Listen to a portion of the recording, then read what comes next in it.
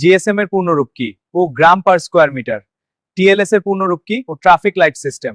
একিউএল এর পূর্ণরূপ কি অ্যাকসেপ্টেবল কোয়ালিটি লেভেল। ওকিউএল এর পূর্ণরূপ কি অবজারভেড কোয়ালিটি লেভেল। গুড। ডিটিএম এর পূর্ণরূপ কি ও ডাইট টু ম্যাচ। কোয়ালিটিতে জব করতে চান তাহলে এই প্রশ্নগুলি আপনার জন্য খুবই গুরুত্বপূর্ণ। এই যে ফিলিপ নিটিং মেশিন ফ্লিস তৈরির জন্য, এটা একটা সার্কুলার নিটিং মেশিন। দেখুন কিভাবে ইয়ান স্পুল থেকে থ্রেড এসে কাপড় তৈরি করছে। এই ফ্লিস মেশিনটি দিয়ে সাধারণত ফ্লিস কাপড় তৈরি করা হয়। এর প্রধান বৈশিষ্ট্য হলো এটি কাপড়কে নরম ও মসৃণ করে তুলতে সাহায্য করে। সাধারণত 3টি ফিডার থাকে। একসাথে 3 ধরনের সুতা ব্যবহার করা হয়, গ্রাউন্ড ইয়ার্ন, টাই ইয়ার্ন, ফ্লিস ইয়ার্ন। যেমন ছোট নিট, বড় নিটটা কাজ করার পদ্ধতি। ফিলিপ মেশিনে নিডল ও সিঙ্কারের সাহায্যে 3 ধরনের সুতা একসাথে বুনে কাপড় তৈরি করা হয়। কাপড়ের ভিতরের দিকে নরম ফ্লিস লুপ তৈরি হয়, পরে সেটাকে ব্রাশিং বা রেজিং করলে কাপড় খুব নরম ও গরম হয়। ফিলিপ কাপড় দিয়ে সাধারণত তৈরি করা হয় hoodie, sweatshirt, track suit, jacket. Philip machine হলো এমন একটি নিটিং মেশিন যা 3 ধরনের সুতা ব্যবহার করে নরম ও গরম ফ্লিস কাপড় তৈরি করে।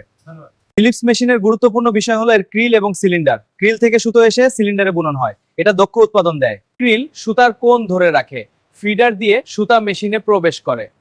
সিলিন্ডার এখানে নিডেল বসানো থাকে এবং ঘুরে কাপড় তৈরি করে। ডায়াল কিছু মেশিনে থাকে, নিটিং এ সহায়তা করে। নিডেল সুতা দিয়ে লুপ তৈরি করে কাপড় বানায়।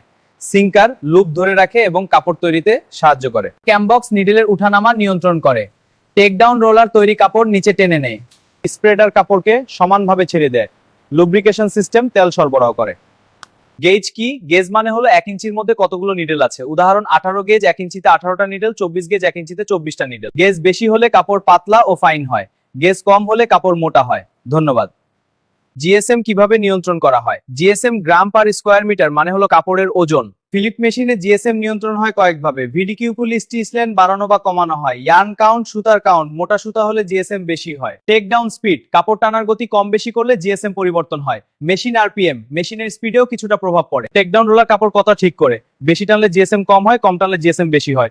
লুপ বড় বা ছোট হলে কাপড়ের ওজনও পরিবর্তন হয়।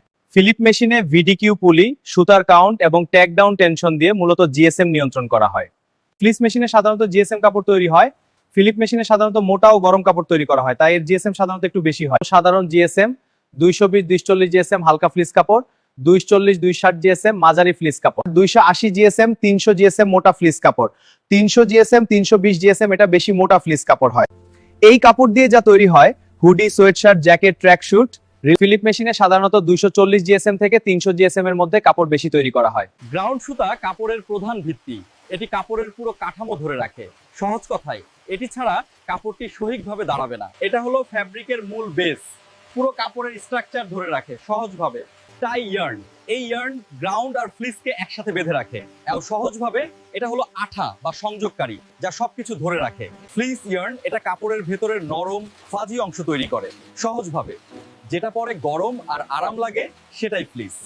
গ্রাউন্ড বানায় বেস, টাই ধরে রাখে, আর ফ্লিস দিয়ে নরম আর গরম ফিল।